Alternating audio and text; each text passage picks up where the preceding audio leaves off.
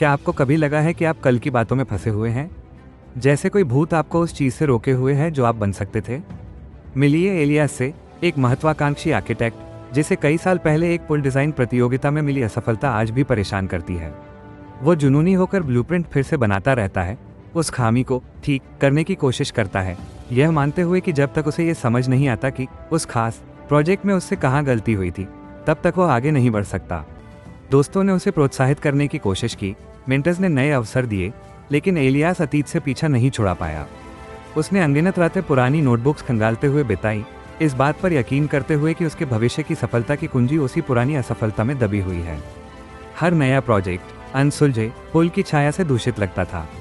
एक सुबह अपने पुराने डिजाइन को सही करने की अपनी नवीनतम कोशिश को घूरते हुए उसके मन में एक विचार आया, क्या होगा अगर समस्या पुल में नहीं बल्कि उसे ठीक करने की उसकी जिद में थी। प्रतियोगिता तो बहुत पहले खत्म हो चुकी थी, जजों की प्रतिक्रिया उसकी वर्तमान क्षमताओं के लिए अप्रासंगिक थी। वह जिस खामी को ठीक करना चाहता था वह एक भूत थी और असली बाधा उसकी धारणा थी, न कि वास्तविक डिजाइन। उसने महसूस किया कि असफलता से सीखने का अवसर बीत चुका था और उसकी जगह जाने देने का अवसर आ गया था।